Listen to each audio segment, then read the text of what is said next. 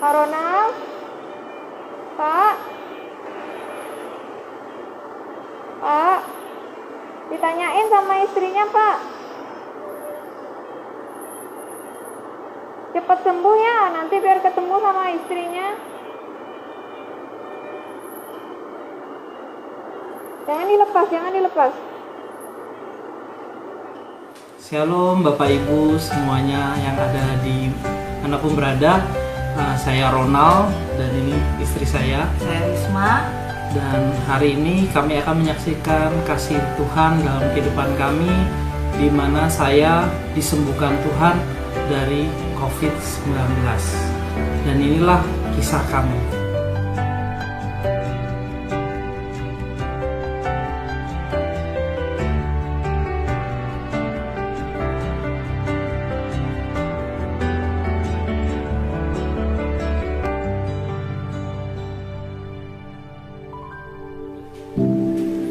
Baik, hari ini kami akan menceritakan dan lebih tepatnya lebih lengkapnya bersama istri saya yang awalnya. Shalom Bapak Ibu Saudara semua yang dikasihi Tuhan. Kami tahu dalam situasi pandemi ini nggak mudah, tapi kami percaya bahwa ada perlindungan Tuhan di dalam situasi pandemi ini. Dan kami itu sekitar bulan September pertengahan, suami saya sakit demam di hari pertama, kedua, bahkan di hari ketiga. Dia merasakan demam, batuk, dan bahkan dia merasakan awal pertamanya adalah gejala tipes, merasa demam naik turun seperti tipes. Terus terakhir dia batuk, dan itu saya sudah worry, aduh Tuhan gimana nih ya, kondisi dia kok semakin hari semakin buruk. Dan saya sempat merawat dia, sempat memberikan obat yang juga saya minta juga dari dokter untuk dia bisa dikonsumsi di rumah. Tapi selama 3 hari dia merasakan sangat sakit dalam tubuhnya, bahkan untuk dia bergerak aja susah saat itu kondisinya. Dan entah kenapa perasaannya saya sudah langsung worry, dan saya memutuskan untuk saya bawa ke rumah sakit. Saat itu sekitar jam 12 malam, saya udah nggak bisa merasakan pernafasan itu, nggak bisa sesak, dan saya nggak bisa mencium bau, dan makanan pun nggak bisa ngerasain enaknya makanan itu, nggak ada rasa gitu. Jadi ketika suami saya merasakan sakit selama 3 hari, saya langsung telepon. Pertama saya telepon sahabat kami, kami minta pendapat untuk bagaimana bisa bawa suami saya, dan akhirnya kami untuk coba telepon pihak ambulans.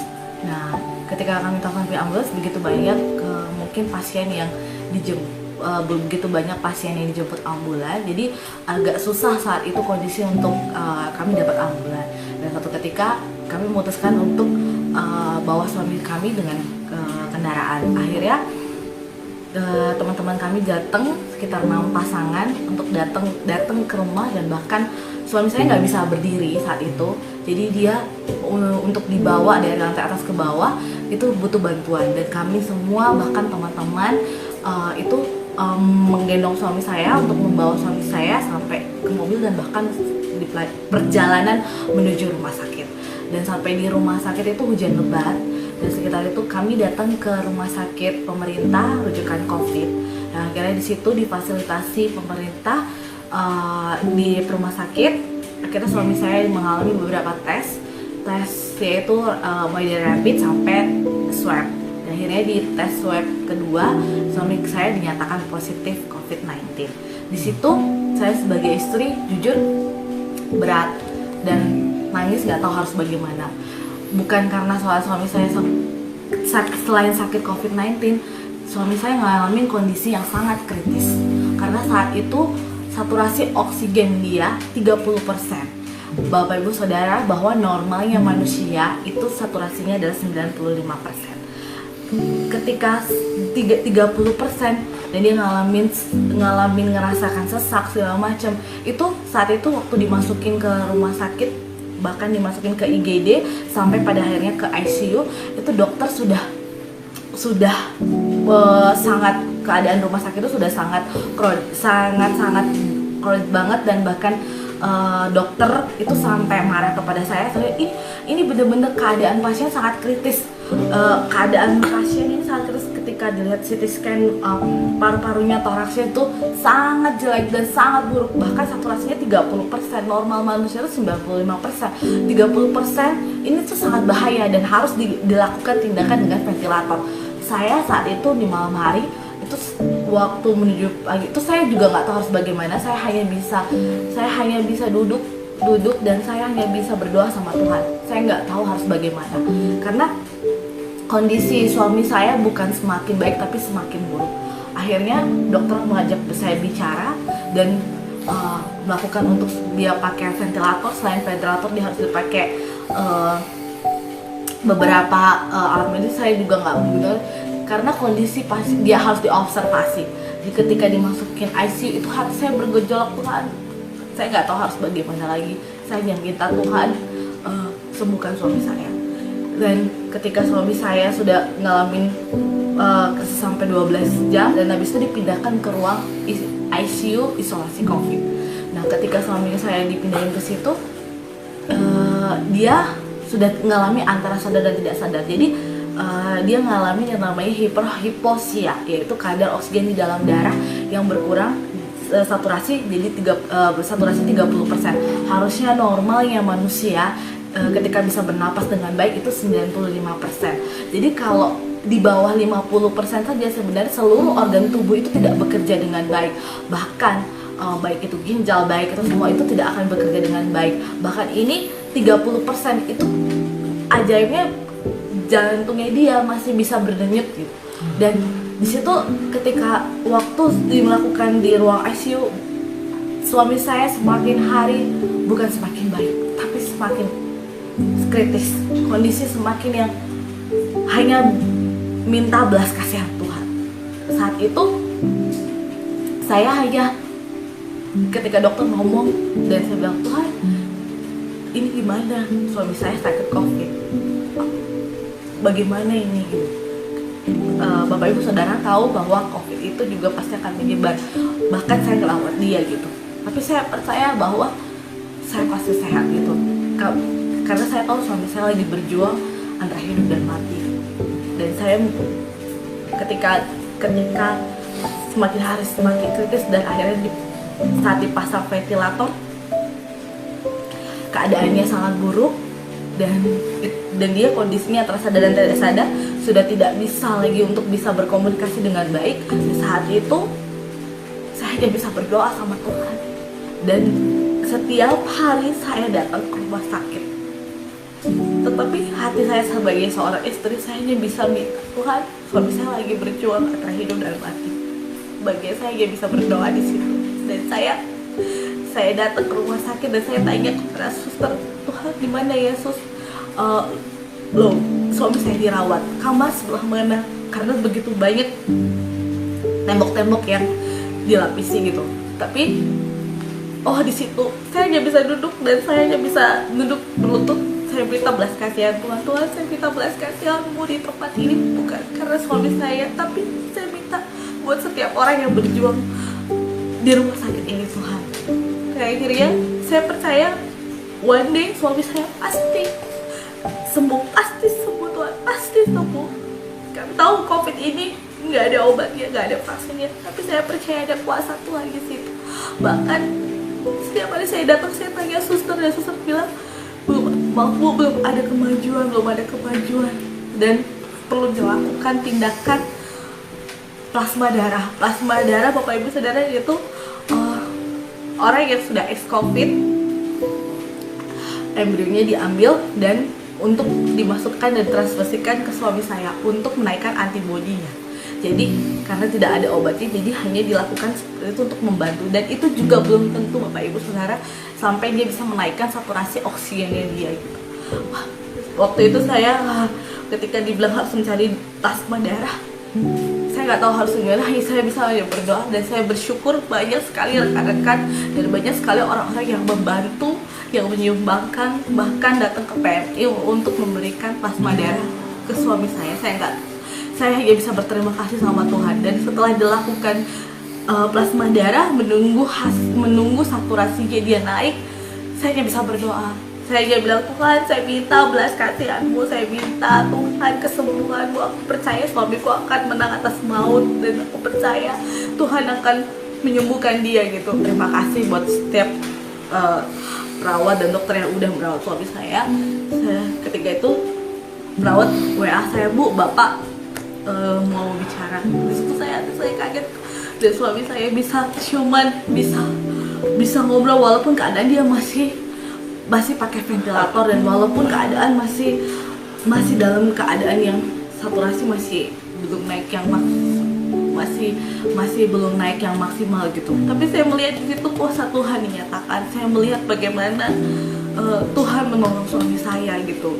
Bahkan di tengah-tengah situasi pandemi ini, COVID yang dia ngalamin kritis, saya tahu itu Tuhan lagi bersama dia gitu. Dan saat itu Bapak Ibu Saudara, saya nggak tahu, saya hanya bisa menjerit di rumah sakit, saya hanya bisa nangis dan berdoa. Saya begitu berterima kasih, banyak sekali hamba-hamba Tuhan, semua orang, bahkan Bapak Ibu Gembala, semua hamba-hamba Tuhan yang dapat kabar suami saya sakit, teman-teman itu banyak sekali mendoakan kami, tiap hari berdoa untuk kami. Saya hanya bisa bilang, Tuhan, thank you. Saya bisa bilang terima kasih. Saat itu saya percaya bahwa walaupun tidak ada dasar untuk berharap, saya tahu saya punya Tuhan. Dan untuk selama dia ngalamin sakit, selama dia ngalamin ini, Bapak Ibu Saudara, suami saya ngalamin perjumpaan dengan Tuhan. Jadi Bapak Ibu, saya menyaksikan kasih kebaikan Tuhan buat Bapak Ibu. Di tengah-tengah saya dalam keadaan koma, saya merasakan tubuh saya itu melayang dari atas tempat tidur. Ketika itu saya sudah berada di ruangan yang saya nggak tahu itu di ruangan ICU atau di ruangan IGD-nya, tetapi mata saya sudah terbuka dan saya melihat tubuh saya sudah terbang dari tempat tidur itu, dan saya melihat plafon ruangan itu terang, dan tiba-tiba tubuh saya naik ke atas, dan saya melihat saya melayang dan naik ke atas dan masuk dalam terangnya plafon itu. Lalu Bapak Ibu, saya tiba-tiba setelah saya masuk dari tempat itu, lalu saya tiba-tiba berada di sebuah taman yang indah sekali. Tamannya dengan ada depan itu saya kayak berada di agak dataran tinggi ya. Terus saya melihat pepohonan yang hijau yang aneh dan unik ya. Saya nggak pernah melihatnya di bumi. Dan itu ada danau kecil. Terus saya lihat ada aliran air dari langit, ada warna kebiruan, ada warna keunguan seperti aurora ya. Terus saya melihat galaksi yang terang sekali di atas langit itu, dan saya melihat taman yang begitu indah di kiri kanan, dan saya melihat ada pohon di sebelah saya, saya lihat buahnya warna kuning kemerah-merahan, dan pohonnya saya juga nggak tahu nama pohon itu apa, tapi beda sekali dengan yang saya lihat. Saya belum pernah melihatnya. Lalu di kiri belakang saya ada, dan dalam waktu saya sedang tertegun dengan indahnya taman itu, saya bisa merasakan sejuknya taman itu, kulit saya bisa merasakan segarnya taman itu, dan saya bisa merasakan kaki saya itu, saya telanjang kaki ya, di situ saya bisa merasakan rumput hijau itu seperti karpet, halus dan lembut gitu ya, dan saya rasakan saya pakai pakaian yang terang silau ya, putih terang begitu ya di tubuh saya, dan saya melihat saya sudah berada di suasana yang begitu luar biasa buat pribadi saya gitu. Saya mendengar ada yang memanggil nama saya, Ronald, anakku gitu. Jadi aku lihat, siapa yang manggil saya ya?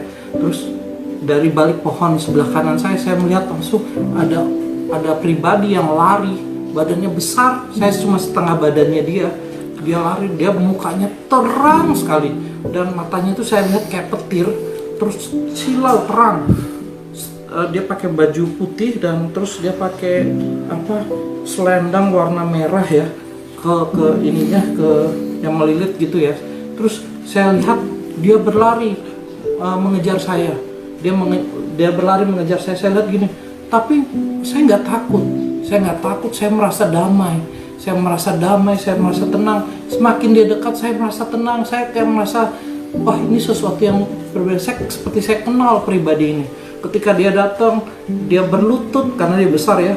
Dia berlutut dengan lutut satu ke sebelah kanan, terus dia peluk saya begini. Kepala saya sudah di sini. Lalu saya ngerasain pas saya dipeluk, aduh, ada energi yang masuk dalam tubuh saya. Tiba-tiba tubuh saya itu bergetar ya, gemeteran. Aduh, tiba-tiba saya menangis. Saya kok ngerasain sesuatu yang luar biasa, sukacita. Hati saya penuh dan damai sekali sih, yang nggak pernah saya rasakan sebelumnya. Ketika saya dipeluk itu, saya merasakan kedahsyatan yang luar biasa dalam hidup saya. Di situ saya tahu saya dipeluk Tuhan saat itu. Jadi Bapak Ibu, ketika saya dipeluk sama Tuhan, tiba-tiba saya melihat sebuah penglihatan. Saya melihat seperti saya berada di suasana itu, dan saya melihat di depan saya ada saya sendiri. Saya waktu masih lahir, saya masih baby, saya sampai kecil TK, SD, SMP, bahkan sampai kuliah, sampai menikah dengan istri saya, bahkan sampai saya di ruangan ICU, saya melihat diri saya, ada Tuhan di samping saya. Saya melihat Tuhan lagi pegang dada saya waktu pas di ruangan ICU itu. Dia pegang dada saya seperti ini, dan dia di samping saya. Nah, saya melihat dari waktu saya masih kecil, ketika saya latihan naik sepeda, saya nggak tahu ternyata saya diselamatkan Tuhan saat itu, karena ada batu kerikil, karena jalan rumah saya itu masih berbatu-batu, tapi ada beberapa batu yang Tuhan tiup. Terus ketika saya belajar, dia tiup sehingga batu-batu itu minggir tanpa saya tahu. Ternyata saya diselamatkan Tuhan. Kalau tidak, saya mungkin jatuh dan saya kena batu besar di sawah, di samping sawah saat itu, dan mengantuk kepada kepala saya. Dan saya mungkin saat itu bisa gegar otak ataupun saya bisa meninggal di tempat. Tapi di situ saya lihat Tuhan tolong saya. Mulai SD, terus saya pernah diusir sama bapak saya waktu pas malam jam 2 pagi. Saya lari, saya bingung, terus saya bingung cari di mana, karena jam 2 pagi itu saya nggak berani masuk ke rumah orang kan gitu. Jadi saya jalan kaki dan saya menemukan kuburan. Di samping kuburan ada sanggah gitu ya, sanggahnya orang Bali. Saya tidur di situ karena hangat. Saya tidur di situ dengan pakai sendal saya sebagai bantal tidur saya. Dan pada waktu itu dari tembok kuburan itu ada ular. Saya lihat ada ular itu masuk kuburan itu, masuk ke sanggah itu dan mau menggigit saya. Dan dia 2 meter, warnanya hijau gelap, lalu ada kuning di tubuhnya itu, dan matanya merah. Waktu dia lagi mendekati saya begini, lalu Tuhan hadir. Tuhan hardik dia, pergi. Lalu dia pergi, ular itu pergi. Dan saya lihat, Tuhan tolong saya. Waktu saya masih kecil, saya nggak tahu kalau saya diselamatkan Tuhan malam itu. Pada waktu saya udah mulai dewasa, saya banyak melakukan kesalahan dalam hidup saya. Dan ketika saya melakukan kesalahan itu, dosa-dosa itu,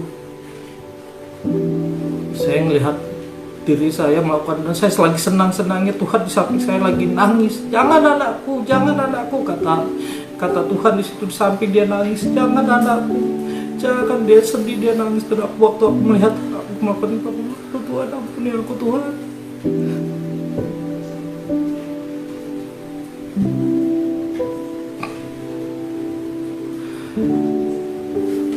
Ampuni aku Tuhan Yesus, ampuni aku. Waktu itu saya malu dan saya bilang, ampuni saya Tuhan. Tapi setelah saya melakukan dosa itu, saya selalu berdoa, saya minta ampun sama Tuhan. Tuhan ampuni saya, saya bodoh, uang saya habis gara-gara ini. Tapi saya kaget ketika saya lagi berdoa gitu, saya lihat diri saya lagi berdoa begitu. Tuhan senang, dia menari di samping saya, dan dia langsung peluk dari belakang, bilang, ku ampuni kamu anakku, ku ampuni kau anakku. Iya, aku lihat Tuhan itu baik sekali kau Tuhan. Banyak aku melakukan kesalahan, tapi Tuhan mengampuni aku. Dan ketika saya melihat itu, ketika saya menikah sama istri saya lihat tangannya memberkati kepala saya dan istri saya. Ketika pendeta bilang amin, lalu dia yang tertawa, dia yang bertepuk tangan, dia yang paling bahagia di ruangan itu, dia yang bahagia di situ. Saya lihat, Tuhan kau baik banget, kau memberkati aku waktu menikah. Lalu aku bilang, bersyukur aku punya Tuhan seperti engkau. Ketika saya melihat itu, saya bersyukur. Nggak lama kemudian Tuhan ngomong sama saya. Akulah Tuhan yang menciptakan langit dan bumi. Akulah Tuhan yang memberikan sinar pada matahari, bulan dan bintang. Akulah Tuhan yang menciptakan segala makhluk. Akulah Tuhan yang mengasihimu, Ronald, seperti biji mataku sendiri. Katanya Tuhan itu. Ketika dia ngomong itu, Bapak Ibu Saudara, saya nangis. Saya bilang, tiba-tiba roh saya ngomong begini, saya ngomong gini. Mulut saya tiba-tiba saya tidak ngomong Tuhan Yesus, saya tidak ngomong Tuhan, tidak ngomong Allah, Elohim, Yahweh, saya tidak ngomong itu. Roh saya ngomong, iya Bapak, iya Bapak, aku percaya. Saya bilang gitu. Ternyata panggilan dia di sana Bapak, Abah Bapak. Ronald, kesempatan adalah hak istimewa. Dan hidup dan mati manusia ada di tanganku. Aku banyak memberikan kesempatan untuk orang hidup, untuk mengenal siapa aku. Aku yang disebut orang Yesus Kristus. Akulah yang disebut orang juru selamat. Akulah jalan terang dan hidup. Akulah dia. Aku juga memberikan kesempatan kepada anak-anak untuk percaya. Dan aku memberi satu kesempatan dalam hidup mereka, yaitu doa. Karena disitulah aku mendengar dan menjawab, kata Bapak di situ. Lalu aku, oh iya Bapak, terima kasih Bapak. Saya bilang begitu. Nah Ronald, kamu jangan sombong. Ketika kamu sombong dalam hidup kamu gak akan bisa mendengar suaraku. Ketika kamu rendah hati dalam firman-Ku, kamu sebesar apapun dentuman ledakan masalah dalam hidup kamu akan mengerti rencanaku, kamu akan mengerti jalan-jalanku, kata Bapak begitu. Langsung ketika Bapak ngomong itu, aku langsung itu, makasih Bapak, kau mengasihi aku Bapak, terima kasih Bapak, saya bilang begitu. Lalu dia bilang, Ronald, anakku, makan ya, ini ada makan. Jadi di samping itu ada pohon buah, di sebelah kanan saya disuruh makan. Pas saya petik buah itu, warnanya merah kayak setengah kendi, saya petik gini, langsung saya petik pucuknya gini. Dari pucuknya yang saya petik itu muncul buah baru lagi, gitu. Wih, saya langsung kaget, saya terkejut. Wih, ini pohon kok tumbuh buah baru lagi ketika saya petik. Lalu saya makan Bapak Ibu buah itu. Waduh, segar sekali buah itu, sampai airnya itu mengalir di dagu saya sampai di tenggorokan saya. Aduh Bapak, terima kasih Bapak, terima kasih, saya bilang itu. Terima kasih. Di situ Bapak Ibu, saya menyaksikan kasih kebaikan Tuhan. Ketika saya makan itu saya rasa segar sekali. Terus tiba-tiba Bapak bilang begini, seperti itulah anakku, aku ingin hidup kamu berbuah manis, segar, dan berkenan di hatiku. Ketika Bapak ngomong begitu, saya langsung gini, iya Bapak, aku mau, aku bilang gitu. Dan di situ saya merasakan sukacita bersama Bapak di situ. Lalu Bapak bilang begini, anakku, aku minta tolong sama kamu. Dia bilang minta tolong. Aku ingin kamu menjadi saksiku.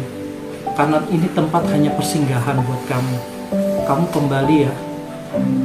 Ketika Bapak bilang begitu, aku langsung ini, Bapak, aku nggak mau balik Pak. Aku mau bersama engkau di sini selamanya, saya bilang begitu. Karena benar Bapak Ibu, ketika sudah bersama Bapak, kita nggak akan mau balik. Karena saya merasakan, waduh, begitu luar biasa tempat itu, begitu dahsyatnya Tuhan saya dan Bapak di surga itu ya. Bapak di surga bilang begini, anakku, masih banyak ku dengar anak-anakku berdoa, bahkan istri kamu. Tapi rencanaku belum selesai pada kamu. Kamu jangan khawatir, akan kucukupkan hidup kamu, asal kamu mau menjadi saksiku. akulah, ya aku ingin mereka semua selamat. Aku mau orang-orang mengenal aku. Aku ingin mereka hidup di dalam keselamatan. Aku nggak mau mereka hidup dalam hukum dosa. Karena aku telah menebus mereka di kayu salib. Aku telah menyelamatkan mereka. Aku ingin mereka bahagia, kata Bapa. Di situ ketika aku mendengar suara perkataan begitu, senang sekali aku melihat Bapa itu benar-benar kasih. Dia adalah kasih, dia adalah Tuhan. Dan saya bilang, iya Bapa, saya mau. Ketika saya bilang begitu, Bapak bilang gini, terima kasih anakku. Lalu tiba-tiba badan saya kayak ditarik dari belakang. Tiba-tiba saya sudah jatuh dari plafon itu, masuk ke dalam tubuh saya lagi. Dan saya langsung saya melihat keadaan saya sudah bangun. Dan saya langsung lihat ruangan itu. Dan saya rasakan sakit kepala saya, sakit kaki saya. Saya merasakan ada banyak kabel di tubuh saya. Dan saya rasakan dinginnya AC di ruangan ICU itu ya. Lalu saya lihat suster, saya panggil suster, saya bilang, lalu mereka datang, mereka, ya gimana Pak Ronald? Saya bilang, Tuhan Yesus, saya bilang itu. Saya bilang, saya disembuhkan Tuhan Yesus, saya bilang begitu. Terus selang berapa minggu, selang saya di ventilator saya dilepas dan suara saya masih gak bisa bersuara dulu. Tapi setelah bersuara, dokter datang pada saya bilang, Bapak Ronald ini bisa hidup mujizat. Jarang orang bisa, bahkan orang gak bisa di 30% saturasi oksigennya bisa hidup. Di bawah 50% sudah lewat. Kami pikir kami sudah gak lihat Bapak. Saya bilang sama dokter ini, Tuhan Yesus yang sembuhkan saya. Tuhan Yesus yang sembuhkan orang-orang yang sakit di sini, saya bilang. Tuhan Yesus yang luar biasa, saya bilang gitu. Terus saya disuruh tidur, iya Pak, Bapak tidur. Saya di situ saya bersaksi kasih kebaikan Tuhan. Dan saya bersyukur karena pelayanan mereka juga, mereka baik-baik semua di rumah sakit itu. Saya berdoa buat semua suster-suster, perawat-perawat, bahkan dokter-dokter yang sudah di garda depan ya. Terima kasih. Kalau yang melihat ini, yang menonton, yang telah merawat saya terima kasih ya. Terima kasih sudah merawat saya dan menolong saya juga. Terima kasih juga untuk mereka yang sudah bekerja jauh dari keluarganya untuk merawat orang-orang sakit COVID-19 seperti saya. Terima kasih. Di tengah-tengah saya lagi sakit itu, saya melihat beberapa ada yang dipanggil Tuhan. Saya melihat ada yang keluar dan saya bilang, saya ingat lalu firman Tuhan bahwa ada firman Tuhan, walau 1000 rebah di sisi kanan, 10.000 di sisi kiri, itu tidak menimpaku, aku hanya menonton. Aku ingat Mazmur 91 dan aku percaya Tuhan menjadi pembela aku. Terima kasih. Demikianlah kesaksian kami, Bapak Ibu Saudara sekalian. Semoga ini bisa menjadi berkat buat Bapak dan Ibu Saudara sekalian. Terima kasih Bu, kami berdua ucapkan buat setiap orang yang sudah berdoa buat kami, yang sudah mendukung kami dan support kami. Kami mengucapkan banyak terima kasih, dan juga buat seluruh tim medis yang sudah merawat suami saya dan juga membantu kami, dan bahkan kami mengucapkan terima kasih. Kami berdoa biar setiap orang yang saat ini mengalami sakit, Tuhan, biarlah Tuhan yang menjamah, Tuhan yang menyembuhkan. Terima kasih buat semuanya, biarlah ini kesaksian ini boleh jadi berkat buat setiap orang ya, biarlah nama Tuhan dipermuliakan ya. Dan juga dari saya pribadi, bahwa apapun masalah keadaan kita hari-hari ini, di tengah-tengah pandemi, di tengah-tengah COVID-19, banyak orang berkata, di mana Tuhan? Tetapi Tuhan ada di samping kita. Dia yang dikatakan Immanuel, Dia ada bersama kita. Kita kadang meremehkan doa, tetapi ketika kita berdoa, Dia menjawab. Di situ saya mengerti bahwa doa orang yang benar besar kuasanya. Bapak Ibu, apapun masalah kita hari-hari ini, tetaplah berdoa. Tetaplah berharap kepada satu nama yang dahsyat, namanya Tuhan Yesus Kristus. Dia menjadi Tuhan dan Juru Selamat atas hidup kita. Dia yang telah mati di kayu salib untuk menebus dosa-dosa kita. Dia juga Tuhan yang sama, yang memberikan keajaiban dalam hidup kita hari-hari ini. Dan saya keluarga dicukupkan oleh Tuhan hari-hari ini, oleh karena kasih kebaikan Dia. Kami bersaksi karena Dia sungguh baik. Bapak Ibu, saya berharap Bapak Ibu juga percaya, dan saya berharap Tuhan menyentuh hati Bapak Ibu dimanapun Bapak Ibu berada hari ini. Tuhan tidak pernah jauh, dan percayalah, hidup itu adalah kesempatan. Hidup itu haruslah bahagia, karena Tuhan ingin kita bahagia. Sayangku, aduh puji Tuhan udah keluar. Katakan haleluya. Haleluya. Tuhan Yesus baik. Tuhan Yesus baik. Hei, semangat sayang. Puji Tuhan. Aku sembuh. Aku sembuh. Aku disembuh.